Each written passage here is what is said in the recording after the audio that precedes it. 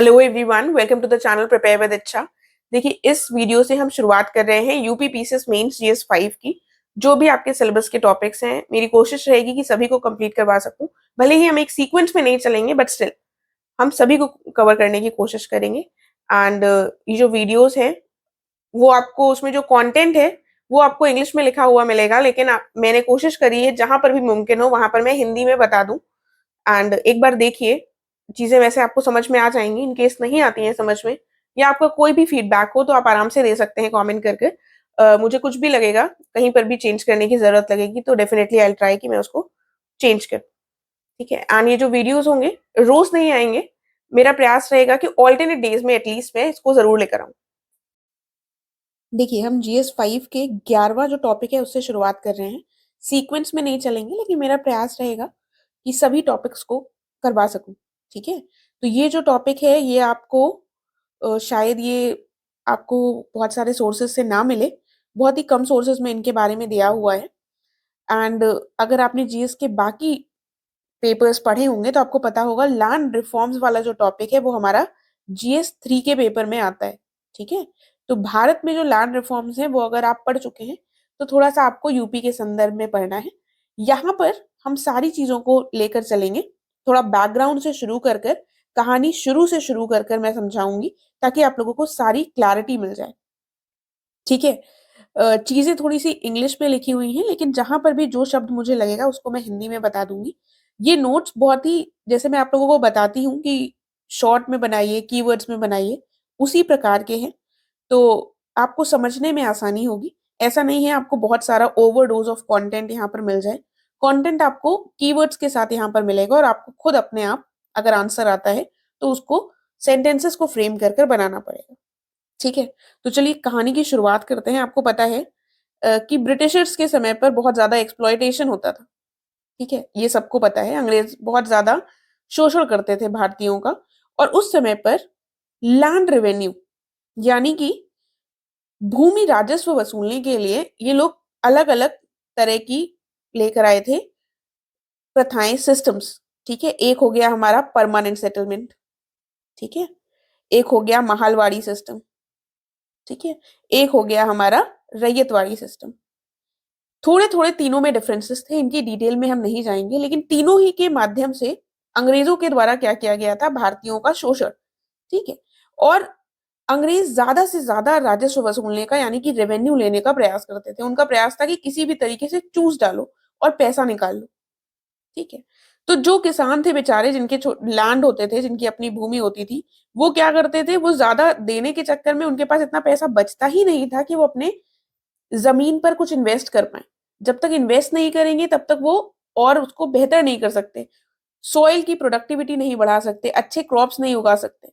अगर अंग्रेजों ने कह दिया तुमको यहाँ पर इंडिगो की खेती करनी है, नील की खेती करनी है, तो उनको वही करनी पड़ेगी, भले ही उनको आवश्यकता उस समय पर किसी और चीज की हो। तो कुल मिलाकर ये जो शोषणकारी नीतियां थी, उसकी वजह से जो भारत में भूमि की व्यवस्था थी, जो एग्रीकल्चर की व्यवस्था थी, वो एक तरीके से हम ध्वस्त देख सकते थे। ठीक है। तो अब जब अंग्रेज जाने वाले हुए तो ये सोचा गया कि जब भारत को इंडिपेंडेंस मिल रहा है तो हमें लैंड में रिफॉर्म करने की जरूरत है, यानी कि भूमि में सुधार करने की जरूरत है, ताकि भला हो सके सभी लोगों का। ठीक है। तो थोड़ा सा बैकग्राउंड समझ में आ गया। वही यहाँ पर लिखा है कि जो भी रेवेन्यू की पॉलिसीज थी अंग्रेजों की राजस्व वसूलने की, वो बहुत ज्यादा शोषणकारी थी, जिसकी वजह से कोई भी एग्रीकल्चरल लैंड में कोई भी सुधार नहीं हो सका था। ठीक है। ज्यादा उनको रेंट चाहिए होता था, अगर कोई उनको सही समय पर रेंट नहीं देता था तो उनको निकाल बाहर फेंकते थे। ठीक है। और एब्सेंटी लैंडलॉर्डिज्म, इसका मतलब क्या हुआ, देखिए, जैसे परमानेंट सेटलमेंट अगर आपने सही से पढ़ा होगा सिस्टम, तो लॉर्ड कॉर्नवालिस के समय पर आया था, और इसमें क्या थे, जमींदार जो था उसको बना दिया गया था एक तरीके से भूमि का ओनर। ठीक है। और यहाँ पर छोटे किसान थे, इनके ऊपर था ब्रिटिश सरकार। ठीक है। तो अब जमींदार रहने लगे थे शहरों में, गांवों में लोग कर रहे थे खेती। ठीक है? अब जमींदार इनसे पैसा वसूलते थे, तो इनके बीच में भी कई सारे इंटरमीडियरीज, बीच में लोगों को लगा दिया था, बिचौलियों को। अब जमींदार कोई अपनी जिम्मेदारी नहीं लेते थे, उनको सिर्फ पैसे से मतलब था। ठीक है। तो कोई भी लैंडलॉर्ड बचा ही नहीं था, कोई भी ओनर बचा ही नहीं था जो सही तरीके से कृषि को बढ़ावा दे सके, कृषि में सुधार कर सके। ठीक है, तो ये वाला पॉइंट आ जाता है एब्सेंटी लैंडलॉर्डिज्म का। जब कोई ओनर ही नहीं था जिसको फिक्र हो, तो कोई इन्वेस्टमेंट भी नहीं हो पाता था, और जो बेचारे किसान थे तो उनके पास तो इतना पैसा ही नहीं था कि वो लगा सके। जो भी वो किसान से खेती करते थे वो सारा उससे ज्यादा ही उनको देना पड़ जाता था अंग्रेजों को। राइट, तो ये सारे बैकग्राउंड हमने पढ़ लिया। अब हम थोड़ा सा आगे पढ़ेंगे, ऑब्जेक्टिव क्या था। अब लैंड रिफॉर्म को लाने के पीछे क्या क्या ऑब्जेक्टिव्स थे। सबसे पहले जो बेचारे किसान थे जिनके साथ बहुत ज्यादा शोषण हो रहा था उसको समाप्त करना था। ठीक है, और उनका जो भूमि थी वो लेकर जमींदारों को दे दी गई। ठीक है, अंग्रेजों ने हड़प ली, उनके पास कुछ नहीं बचा था, तो फार्मर्स का कुल मिलाकर जो एक्सप्लॉयटेशन था उसको समाप्त करना था। दूसरा था सोशियो इकोनॉमिक इनइक्वालिटी। एक क्लास बन गई थी जिसमें जमींदार, एक जमींदारी जैसे आप लोग आज भी सुनते होंगे, लोग कहते हैं हमारी जमींदारी रही है, तो जमींदार एक क्लास थी, स्टेटस सिंबल था। ठीक है, और ये अलग ऊपर अपर क्लास में आ गए, बेचारे किसान नीचे क्लास में आ गए, तो दोनों के बीच में हम बहुत ज्यादा इनइक्वालिटीज देख सकते हैं। ठीक है, असमानताएं देखने को मिलती है। सोशियो भी थी, सामाजिक भी थी, और इकोनॉमिक भी थी, यानी कि आर्थिक तो थी ही। ये पैसे वाले थे, इनके पास कोई भी पैसे के सोर्सेज नहीं बचे थे। उसके बाद एक रीजन और जो इंपॉर्टेंट था वो था एग्रीकल्चरल डेवलपमेंट। ऑब्जेक्टिव एक और क्या था कि कृषि में कुछ सुधार किया जा सके। अगर इसी तरह चलता रहेगा और कृषि में कुछ इन्वेस्टमेंट नहीं, कुछ निवेश नहीं किया जाएगा, कुछ पैसा नहीं लगाया जाएगा, तो कृषि को बढ़ावा कैसे मिलेगा, प्रोडक्टिविटी कैसे बढ़ेगी। ठीक है, तो ये ऑब्जेक्टिव के साथ इनको लैंड रिफॉर्म्स की बात की गई थी। उसके बाद टेनेंट्स के राइट्स। टेनेंट्स की हिंदी होती है काश्तकार, यानी कि जो लोग वहां पर खेती कर रहे हैं, मान लो छोटे छोटे स्मॉल फार्मर्स हैं जो यहाँ पर खेती कर रहे हैं, और इनका बेचारों का लैंड ये है नहीं, लेकिन वो दूसरे की जमीन पर खेती कर रहे हैं, तो इनको टेनेंट्स कहा जाता है। इनके भी जो हक हैं उनको सुरक्षित रखा जा सके, ऐसा ना हो कि ये बेचारे, इनके साथ हमेशा शोषण ही होता रहे। तो इन ऑब्जेक्टिव्स के साथ मेनली लाया गया था हमारा लैंड रिफॉर्म्स का जो आइडिया था वो आया था। और हमें जब इंडिपेंडेंस मिली उससे पहले ही इस पर कुछ ना कुछ काम शुरू हो गया था, और एक कांग्रेस के द्वारा कमेटी भी बनाई गई थी जिसका नाम था कुमारप्पा कमेटी। ठीक है, उसने भी अपने रिकमेंडेशंस दिए थे, अपने सुझाव दिए थे कि ये कर कर हमें भूमि में सुधार करने की आवश्यकता है। तो भूमि सुधार हमको थोड़ा सा टफ लगता है, लेकिन जब समझेंगे तो इसमें कुछ ऐसा है नहीं। नॉर्मल सी बात है कि इतना ज्यादा जब खराबियां आ गई थी, इतना ज्यादा शोषण हो चुका था, तो उसको सरकार को सुधारना ही था स्वतंत्रता के पश्चात। राइट, तो ये ऑब्जेक्टिव्स थे, इतनी चीजें हो गई हमारी। अब इसके लिए क्या कदम उठाए जा सकते थे, क्या कदम उठाए गए। सबसे पहले क्या किया गया, इंटरमीडियरीज, यानी कि जिनको लेमैन भाषा में बिचौलिया कहा जाता है, या फिर मध्यवर्ती हिंदी में, तो इनको हटा दिया गया। कि अभी तक क्या था, गवर्नमेंट और किसान के बीच में बहुत सारे जमींदार भी थे, बीच में ठेकेदार भी आ गए, तालुकदार भी आ गए, बहुत सारे अनेक प्रकार के बिचौलिए थे। और ये गवर्नमेंट थी हमारी ब्रिटिश गवर्नमेंट, इनको कोई फर्क नहीं पड़ रहा था जब तक इनको सही अपना पैसा मिल रहा था। लेकिन अब स्वतंत्रता के पश्चात सरकार ने कहा नहीं, ये जो इंटरमीडियरीज हैं, ये जो बिचौलिए हैं, ये बहुत ज्यादा शोषण कर रहे हैं किसानों का, इनको हटाना पड़ेगा, और किसानों के साथ हम डायरेक्टली डील करेंगे, ताकि किसानों का भी हक बच सके, किसानों की भी रक्षा हो सके, उनके साथ कोई शोषण ना हो, और साथ में ये भी हो सके कि एग्रीकल्चरल प्रोडक्टिविटी जो है वो भी बढ़ सके। ठीक है, और जब इन्होंने बिचौलियों के जो भी बिचौलिए थे उनको समाप्त करने का निर्णय लिया गया, इसके अंतर्गत ये स्टेप उठाया गया, तो इसके अंतर्गत लैंड ओनरशिप जो थी वो एक्चुअल कल्टीवेटर्स को दे दी गई, यानी कि जो लोग वहां पर खेती कर रहे थे उन्हीं को उसका बना दिया गया ओनर। ठीक है, और जमींदारी जैसी जो प्रथाएं थी वो सारी की सारी समाप्त कर दी गई। फिर हम देखते हैं इसके अंतर्गत एक दूसरा जो कदम था वो था टेनेंसी रिफॉर्म्स। टेनेंट मैंने बताया ना, जो लोग काम कर रहे थे, जो लोग वहां पर खेती कर रहे थे, जिनका भले ही अपना खेत ना हो, लेकिन वो स्मॉल फार्मर्स जो यहाँ पर काम कर रहे थे, उनको टेनेंट्स कहा गया। इनसे संबंधित क्या हुआ, ऐसा नहीं कि तुमने काम खराब किया इस व्यक्ति ने तो इसको उठाया निकाल के फेंक दिया कि चलो तुम अच्छा नहीं कर रहे हो निकलो, ऐसा नहीं था। इनको सिक्योरिटी दी जाएगी टेन्योर की, जो इनसे रेंट लिया जाएगा उसको भी रेगुलेट किया जाएगा कि इतना पैसा ही देना है। ऐसा नहीं खेती हो नहीं रही है तब भी उनको अपनी जेब से भरना पड़ रहा है, ये सारी चीजें नहीं चलेंगी।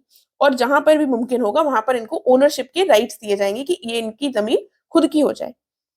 और क्या स्टेप उठाए गए, अब रीऑर्गेनाइजेशन ऑफ एग्रीकल्चर। अब जो कृषि थी उसको थोड़ा सा रीऑर्गेनाइज करने की कोशिश की गई। ये लिखा है सीलिंग, लिखा है सीलिंग ऑन लैंड होल्डिंग्स। कई बार हमने क्या देखा कि एक ही व्यक्ति के पास ये पूरा एग्रीकल्चरल लैंड है और बाकी जो है उनके पास छोटे छोटे पड़े हैं, तो ये वाला जो बड़ा सा लैंड है इनके पास तो बहुत हो गया।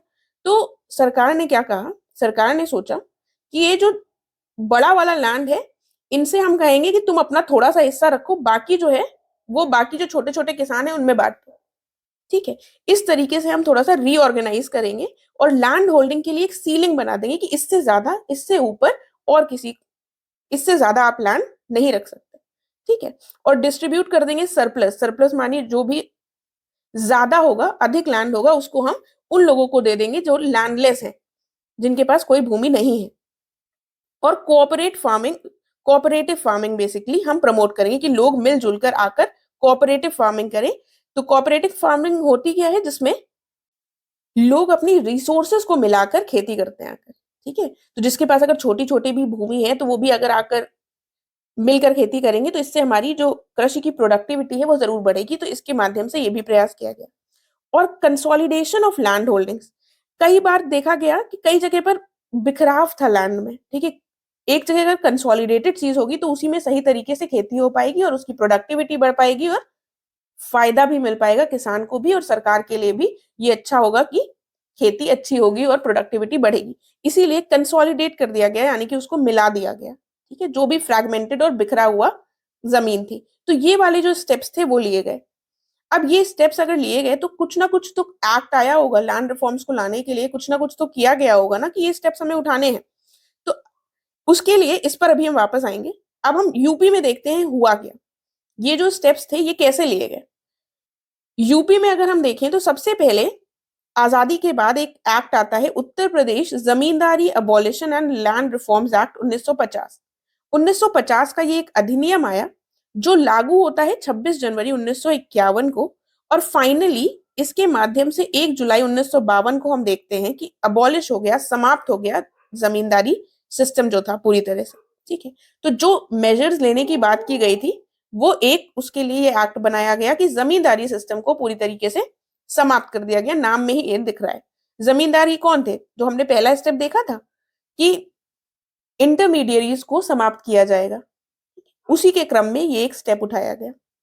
फिर हम देखते हैं, ज्यादा हमको एक्ट्स की डिटेल में नहीं जाना है, अधिनियम की डिटेल हमसे नहीं पूछी जाएगी, थोड़ा थोड़ा हमको पता होना चाहिए कि अगर लैंड रिफॉर्म से संबंधित हमसे क्वेश्चन पूछ रहे हैं यूपी का तो ये एक्ट हमको वहां पर डालना ही डालना है। ठीक है, फिर आगे देखते हैं अगला क्या है।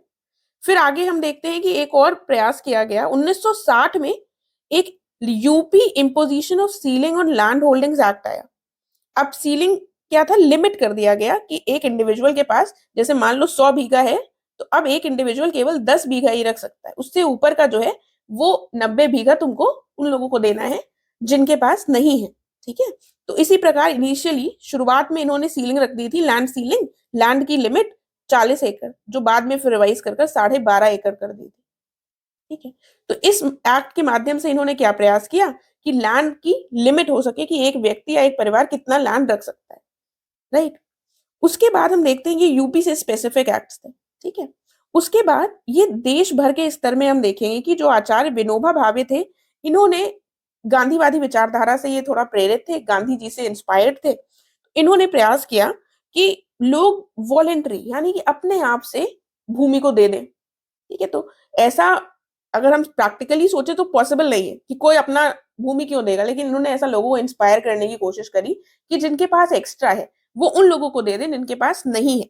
तो भू दान की बात हुई कि भूमि का दान कर दें अपनी मर्जी से। ठीक है, वैसे ही एक सिमिलर लाइंस पर एक ग्राम दान मूवमेंट भी चलाया गया था 1952 में इनके द्वारा। ठीक है, तो ये नेशनल लेवल पर स्टार्ट किए गए, बेसिकली साउथ इंडिया में तेलंगाना में इन मूवमेंट को स्टार्ट किया गया। तो इसका प्रभाव भी हम थोड़ा सा उत्तर प्रदेश में देखते हैं, और उत्तर प्रदेश के लैंड रिफॉर्म्स की बात करें तो इनको भी हम थोड़ा सा उल्लेख कर दें। उसके बाद बहुत सारे सरकार के द्वारा प्रयास किए गए समय समय पर। एक रीसेंट में अगर हम देखें तो एक भूलेख प्रोजेक्ट लाया गया जिसके माध्यम से गवर्नमेंट के द्वारा प्रयास किया गया कि डिजिटाइज कर दिया गया जाए लैंड रिकॉर्ड्स को। क्योंकि अगर हम वर्तमान में देखें तो कई बार आज भी ये कंडीशन है कि लोगों को क्लैरिटी नहीं है कि उनका लैंड कितना है। कोई अगर उनको रिकॉर्ड देखना है तो उनको उसके पीछे बहुत ज्यादा मेहनत करनी पड़ती है। उनको नहीं पता है कि बंटवारा एग्जैक्टली है कहाँ से। तो इसीलिए सरकार के द्वारा प्रयास किए जा रहे हैं कि डिजिटाइज कर दिया जाए लैंड रिकॉर्ड्स को, ताकि लोगों के बीच में जो भूमि से संबंधित मतभेद होते हैं या फिर बहुत सारे केसेस हम देखते हैं कोर्ट में इसी चक्कर में जाते हैं कि भूमि से संबंधित विवाद है, क्योंकि लोगों में क्लैरिटी नहीं है कि मेरा कितना हिस्सा है, दूसरे का कितना है। तो इसी को अगर डिजिटाइज कर देगी सरकार तो चीजें कंपैरेटिवली आसान हो जाएंगी और इजीली उनको देखा जा सकता है कौन सा किसके हिस्से में आ रहा है। ठीक है, तो ये मोटा मोटा हमने देख लिया। इसके अलावा भी सरकार के द्वारा कुछ प्रयास और किए गए हैं जो हमने अभी ऊपर देखे थे। सर, ये कौन कौन से प्रयास हैं?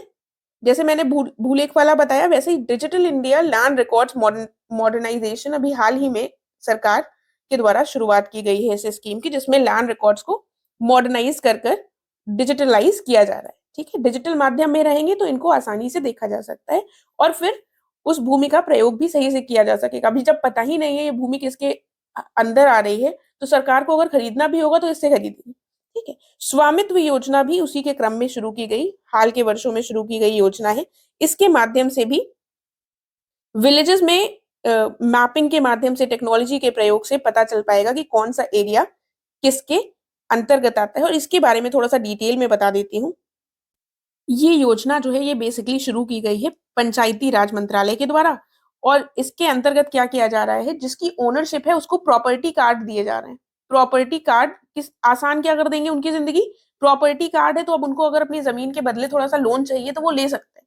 ठीक है, अभी ये सारी चीजें बहुत टफ हैं ग्रामीण इलाकों में।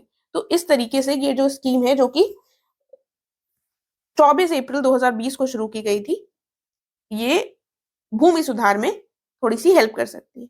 उसके बाद एक 2016 में मॉडर्न लैंड लीज एक्ट भी लेकर आया गया था सरकार के द्वारा।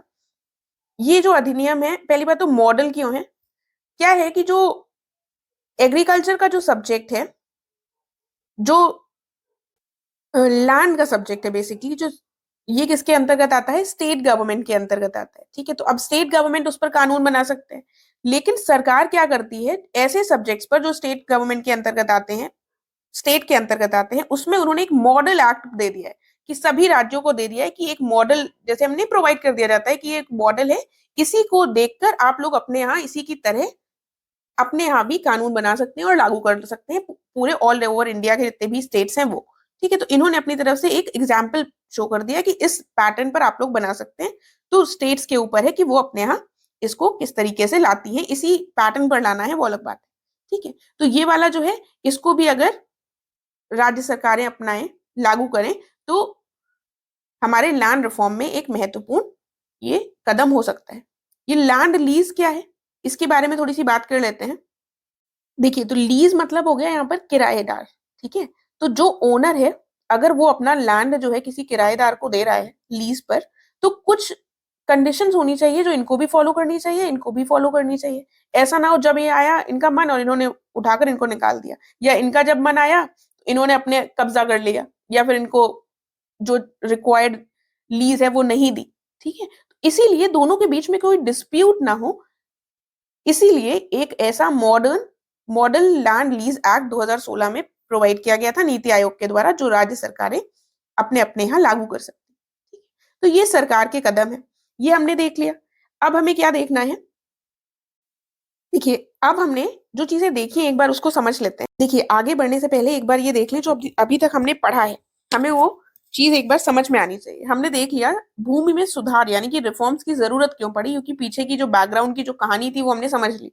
ठीक है, ये रीजन थे जिसकी वजह से हमें सुधारों की जरूरत पड़ी। फिर हम देखते हैं उसके उद्देश्य यानी कि ऑब्जेक्टिव क्या थे, तो हमने देख लिए ये इसके उद्देश्य थे। उसके बाद इस दिशा में अगर भूमि सुधार करना है तो उसके लिए क्या कदम उठाने होंगे, वो हमने यहाँ पर देख लिए कि इंटरमीडियरीज को, मध्यवर्तियों को एकदम समाप्त करना होगा, काश्तकारों के संबंध में हमें कुछ सुधार करने होंगे।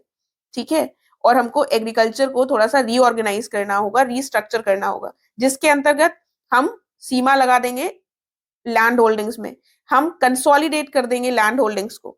ठीक है, कंसोलिडेट की हिंदी हो जाएगी यहाँ पर समेकित करना या फिर संगठित करना। ठीक है, संगठित कर देंगे जो भी इधर उधर उथली पुथली भूमि है। ठीक है, इससे क्या होगी, हमारी कृषि जो है वो ज्यादा उसमें एफिशिएंसी आ जाएगी।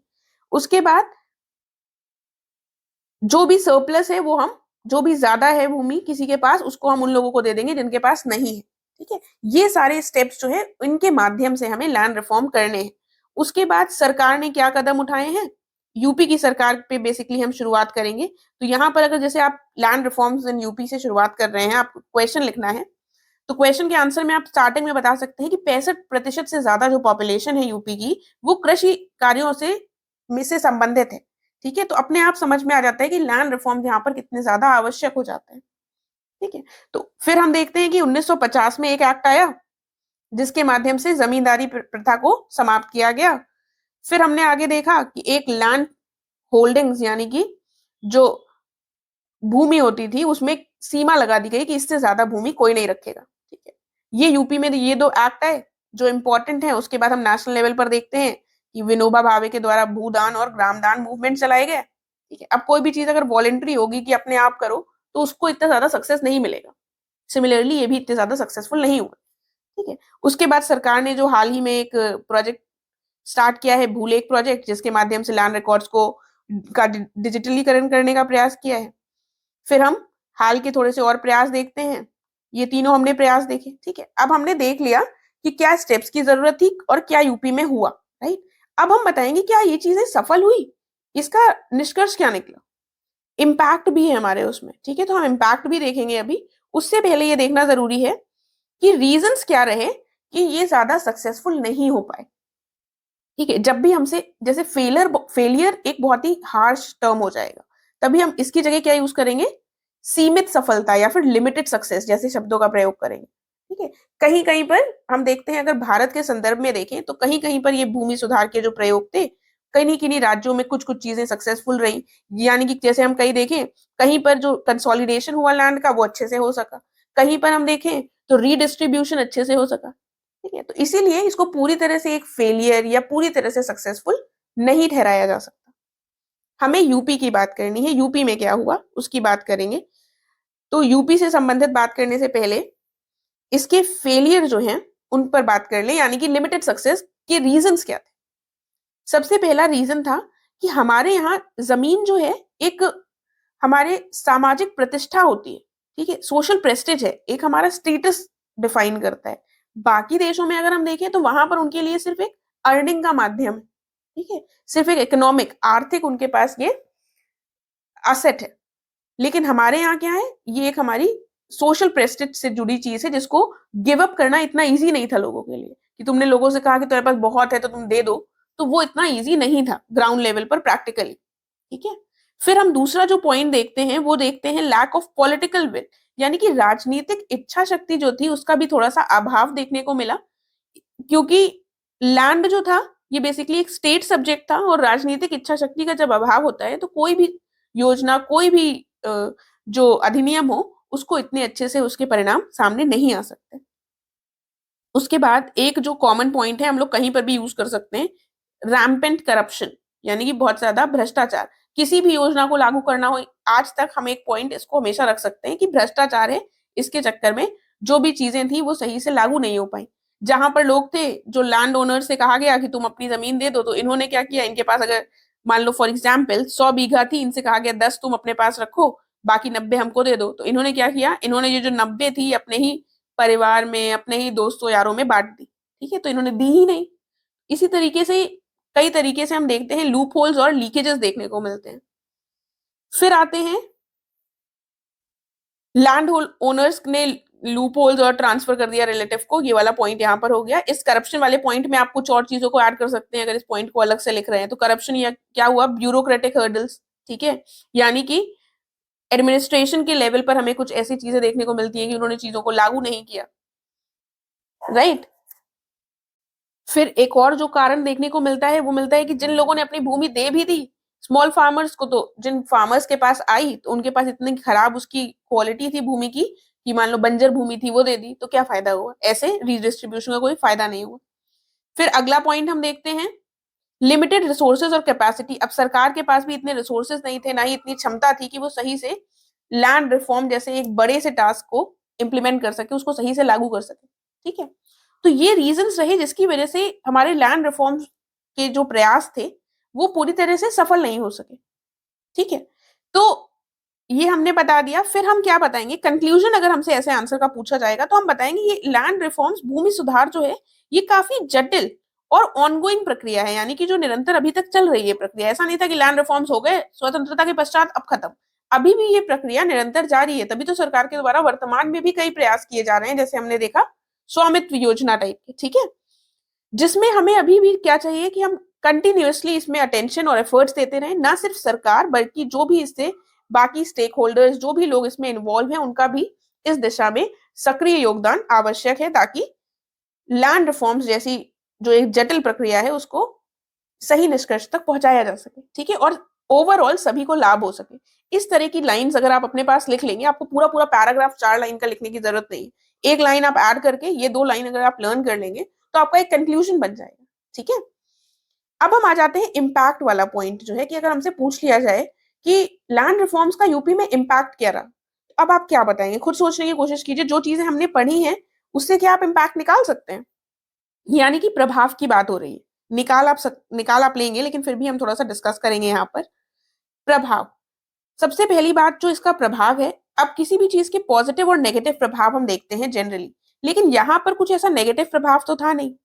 अगर हम ऐसे नॉर्मल देखें तो हमें नेगेटिव पर फोकस नहीं करना है। यहाँ पर जो भी इसके प्रभाव रहे वो अनइवन रहे, यानी कि हर क्षेत्र में इक्वली उन प्रभावों को नहीं देखा जा सकता। डिफरेंट रीजन्स और सोशल ग्रुप्स में अलग अलग प्रभाव इम्पैक्ट देखने को हमको मिलता है, ठीक है। जो इसके उद्देश्य थे उसी के हिसाब से हम इसके प्रभाव देखेंगे। पहला एक प्रभाव देखने को मिलता है कि रीडिस्ट्रीब्यूट हुआ लोगों में लैंड। कुछ लोग जो लैंडलेस थे, जिनके पास कोई जमीन ही नहीं थी, भूमि नहीं थी, उनके पास भूमि आ गई, ठीक है। लार्ज लैंड ओनर्स जो थे, जिनके पास ज्यादा भूमि थी, उन्होंने जो स्मॉल या फिर जो लैंडलेस लोग थे उनको कुछ भूमि दी, जिससे क्या हम देखते हैं कि सोशल जस्टिस, सामाजिक न्याय को बढ़ावा मिला। सामाजिक न्याय को कैसे बढ़ावा मिला कि गरीबी और अमीरी वाला जो पॉइंट था वो थोड़ा सा, इनइक्वालिटी, असमानताएं जो थी वो थोड़ी सी कम हुई। एक ये इम्पैक्ट हमको देखने को मिलता है। उसके बाद कंसोलिडेशन, यानी कि जो लैंड को संगठित किया गया था, और ऐसा हमको एक, जैसे मैंने बताया ना कि हर क्षेत्र में हमें अलग अलग इसका इम्पैक्ट देखने को मिलता है, तो वेस्टर्न यूपी में ये कंसोलिडेशन जो हुआ लैंड का, संगठित जो हुई भूमि, उसका एक सक्सेसफुल उदाहरण देखने को मिलता है। तभी आप देखें तो आगरा साइड पर वाले जो क्षेत्र है, वहां पर लोगों के पास बहुत बड़ी बड़ी जमीनें हैं, ठीक है। और यही रीजन था कि ग्रीन रेवोल्यूशन, जिसमें जो अमीर किसान थे, जो ज्यादा एक्सपेंडिचर कर सकते थे, ठीक है, उन्होंने बहुत ज्यादा बेनिफिट लिया, और वेस्टर्न यूपी में हमको ग्रीन रेवोल्यूशन का इम्पैक्ट देखने को मिलता है। लिंक कर पा रहे हैं दोनों चीजों को, ठीक है। तो यहां पर हमको इम्पैक्ट थोड़ा सा इसका सक्सेसफुल देखने को मिलता है, जिससे क्या होता है, एग्रीकल्चरल प्रोडक्टिविटी बढ़ती है। उद्देश्य सरकार का था कि एग्रीकल्चर, कृषि की उत्पादकता को बढ़ावा दिया जा सके, तो यहाँ पर हमको वो देखने को मिलता है। इसके अलावा 2-4 पॉइंट्स आप अपनी तरफ से बना सकते हैं। अगर भूमि में सुधार होगा तो क्या होगा, अपने आप जो पावर्टी है वो कम होगी। भले ही वृहद स्तर पर हमें ये ना देखने को मिला हो, लेकिन थोड़ा बहुत इम्पैक्ट के पॉइंट में तो हम इसको बनाकर लिख सकते हैं ना। सिमिलरली महिलाओं के पास अब थोड़ी सी भूमि आ गई थी, तो विमेन एम्पावरमेंट भी देखने को मिला, महिला सशक्तिकरण। इसमें हम एक पॉइंट कोट कर सकते हैं कि जो लैंड ओनरशिप महिलाओं की है, महिला फार्मर्स की, महिला किसानों की यूपी में, वो लगभग 6.5% है, ठीक है। तो इस तरीके से हम कुछ इम्पैक्ट लिख देंगे, कुछ प्रभाव लिख देंगे, राइट। आपको इससे आइडिया मिल गया होगा। अब आपके सामने अगर पूछ लिया जाए कि चैलेंजेस क्या थे, आप ये बताइए क्या चैलेंजेस थे लैंड रिफॉर्म्स में यूपी के, तो जो हमने डिस्कस किए हैं रीजंस इसके फेलियर के, वही इसके चैलेंजेस थे, ठीक है। तो कंफ्यूज नहीं होना है। मोटा मोटा जितनी भी चीजें हमसे इससे पूछी जा सकती हैं लैंड रिफॉर्म से, वो हमारी सारी कवर्ड है। इसी को हमें उठाकर अब बना बुनूकर लिखना है, इससे ज्यादा हमें नहीं पढ़ना है, क्योंकि लैंड रिफॉर्म्स आपको कहीं पर भी आप ढूंढेंगे ना, तो इतना ज्यादा कहीं कंटेंट ही नहीं अवेलेबल है GS5 से रिलेटेड, ना इंटरनेट में ना किसी सोर्सेस में, राइट। तो इतना जितना है वो सफिशियंट है, इसी को आप पॉइंट्स में बनाकर लिख लीजिए, फिर अटेम्प्ट करने की कोशिश कीजिएगा क्वेश्चंस इसके, ठीक है। एंड इन केस आपको लगता है कि नहीं ये वाली चीज मिस हो गई है या फिर इसको हम ऐड कर सकते थे, तो आप कमेंट कर बता सकते हैं, बिल्कुल बेझिझक। एंड मेरा प्रयास रहेगा कि और भी टॉपिक्स में जल्दी जल्दी ला सकूं। Thank you so much.